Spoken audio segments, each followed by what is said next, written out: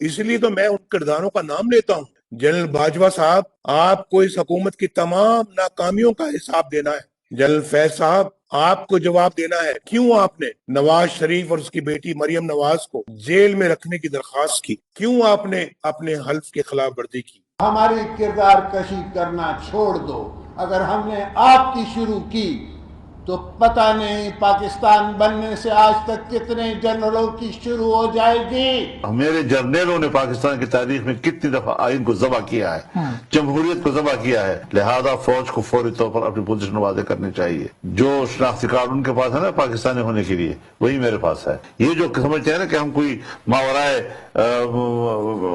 کائنات کوئی مخلوق ہے، یہ تصور نہیں کیا جا سکتا. جب ایک فرد واحد جس کا نام جنرل فیض حمید ہے، میرا تو یہ جو مقدمہ ہے یہ جنرل فیض صاحب کا بنایا ہوا ہے، انہی کا چلایا ہوا ہے. مجھے بتائیں کہ فوجی جرنیل جو شب خون مارتے ہیں، جو مارشل لا لگاتے ہیں، یہ کون ہیں؟ یہ پاکستان کے ٹھیکیدار ہیں. یہ ہر معاملے میں کود پڑتے ہیں. یہ اپنی ڈومین میں کیوں نہیں رہتے؟ یہ اپنے دائرے میں کیوں نہیں رہتے؟ یہ کیوں حکومتی اداروں کے اندر جو ہے نا وہ آ کے قدم رکھتے ہیں؟ کیوں کارگل کا ایک شوشہ چھوڑتے ہیں کہ جب مشرقی پاکستان ٹوٹا تو کون پاکستان کا حکمران تھا؟ فوجی ٹولہ. برباد کر چکا ہوں اس پاکستان کو، تباہ کر دیا اس پاکستان کو، لہو لہان کر دیا پاکستان کو. خراب کریں یہ فوج کے جنرل. نواز شریف آپ پاکستان تم ٹھیک کرو.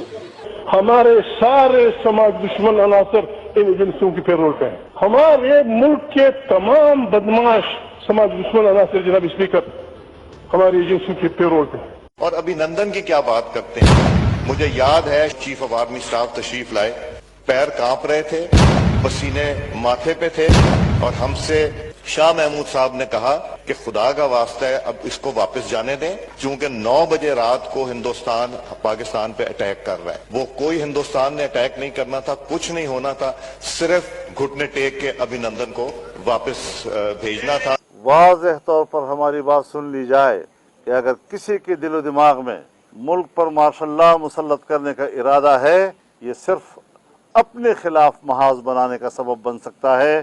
دفاع کے لیے 250 ارب رکھا گیا ہے، جو بجٹ میں اس وقت ان کی ایلوکیشن ہوئی ہے ان کے اوپر ان کا حق نہیں بنتا. لیکن آج بھی یہ پوری امپیونٹی کے ساتھ اپنا سینہ چوڑا کر کے ڈیفنس بجٹ کو کلیم کر رہے ہیں اور مانگ رہے ہیں قوم سے. قوم کی ہڈیوں سے گوشت تک جو ہے انہوں نے نچوڑ لیا ہے اور اتار لیا ہے. میں ڈی ایچ اے کے خلاف ہوں.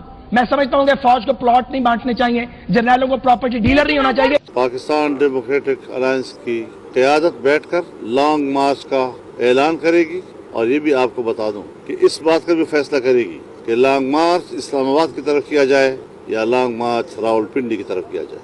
65 میں فیک وکٹری ڈکلیئر کی، وہ پوچھا آپ نے. انہوں نے سیاچین ہارا، آپ نے پوچھا ان سے. انہوں نے کارگل ہارا، آپ نے پوچھا ان سے. میں نے خود جب واجپئی صاحب نے اس بات کا گلہ کیا کہ جناب دیکھیں ایک طرف تو لاہور ڈکلیریشن ہو رہا ہے اور دوسری طرف جو ہے وہ کارگل کا وہ مس ایڈونچر کر کے میری پیٹھ پر چھرا گھونپا گیا. میں نے کہا بالکل واجپئی صاحب ٹھیک کہتے ہیں.